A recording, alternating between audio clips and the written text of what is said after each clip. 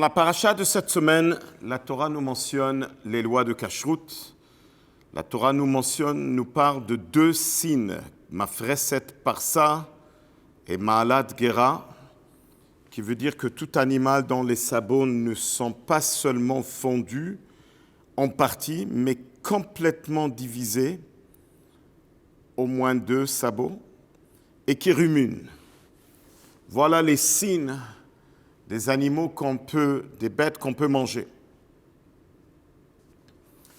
Alors, le Rambam, dans son livre Moreh Nevuchim, il explique que ce sont des signes des bêtes qui mangent des herbes. Ils ne sont pas des bêtes dangereuses.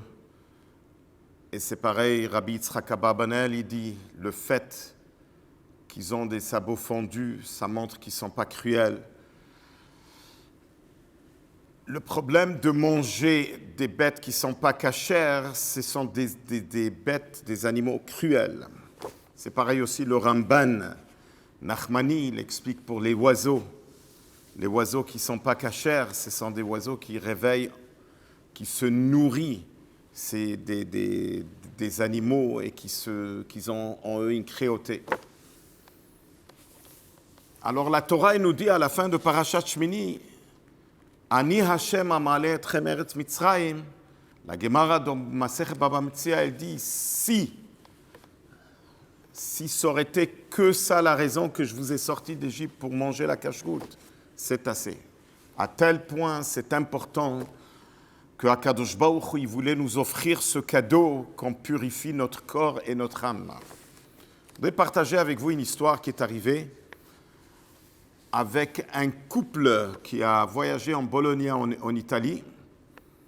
Et il y a un rabbin qui se promène, c'est le chaliar là-bas, rabbin Bornstein. Il se promène avec une petite valise et c'est un moment où tous les experts de beauté se sont réunis. Et lui il se promène avec une mallette où là-bas, il n'y a pas de parfum, mais il y a des sandwichs. Peut-être il va rencontrer des juifs qui ont besoin du kasher. Et là, il est en train de se promener, il voit un couple et ça lui dit qu'ils sont des juifs. Il les arrête, il dit peut-être vous avez faim. Ils le regardent, ils étaient choqués. Ils ont dit non seulement qu'on a faim, on a très faim.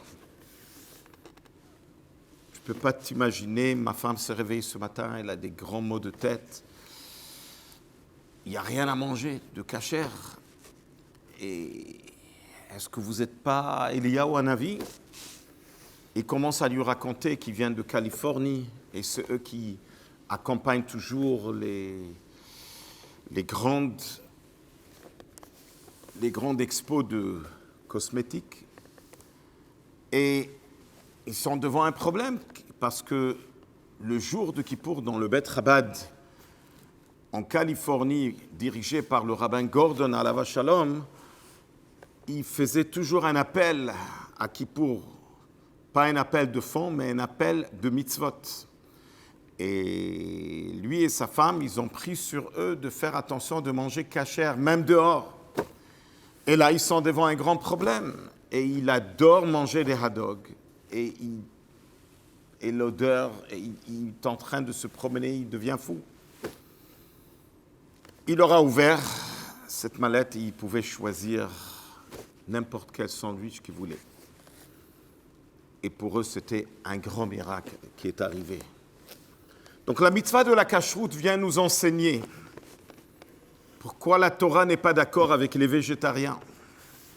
Car la mitzvah de la kashrut, c'est que